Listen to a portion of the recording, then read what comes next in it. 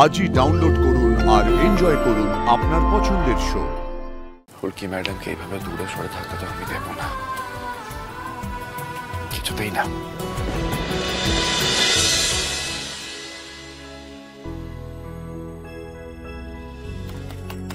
এই ফুলকি, উঠেছ?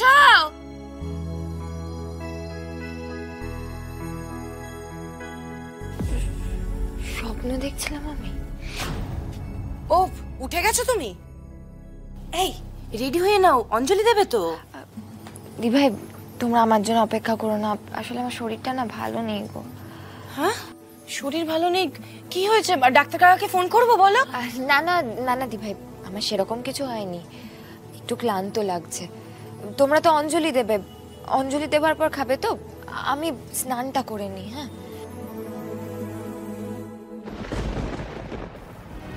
ওই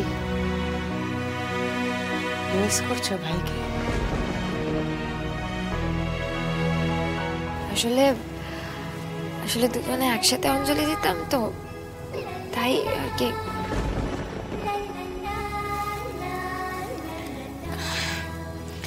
কি বলবো, আমি সত্যি বুঝতে পারছি না ফুলকি।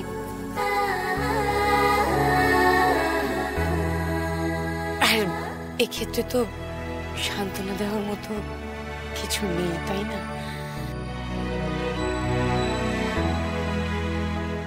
আমি জানি শুধুমাত্র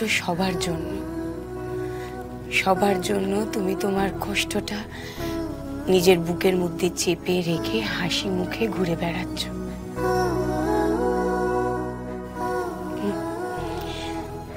একটা দিন তো ভালো নাই লাগতে পারে, তাই না? জানো দি ভাই, স্যারকে আমি স্বপ্নে দেখছিলাম, মনে হচ্ছিল সবটা বাস্তব, সবটা। তারপর ঘুমটা ভাঙলো, বুঝতে পারলাম সবটা স্বপ্ন।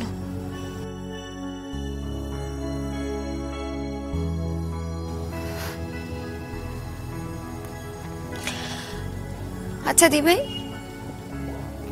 রুদ্ররূপ সান্যাল তো আমাকে মারার জন্য নিয়ে গিয়েছিল, আমি যদি শেষ হয়ে যেতাম কি ক্ষতি হতো বলো তো? এই ফুলকি,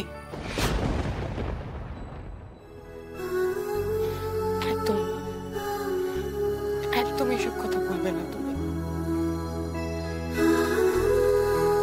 তুমি কি ভুলে যাচ্ছ তোমার মধ্যে একটা প্রাণ একটু একটু করে বড় হয়ে উঠছে? আমার বিশ্বাস তোমার জীবনে বড় কোনো উদ্দেশ্য আছে। তুমি নিজেই ভেবে বলো না, বন্দুকের গুলি পর্যন্ত নৃসিংহদেবের কৃপায় আটকে গেল,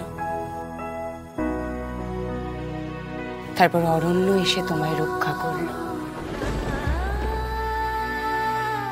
একদম মন খারাপ নয় পুজোর সময়, একদম মন খারাপ। শোনা মেয়ে,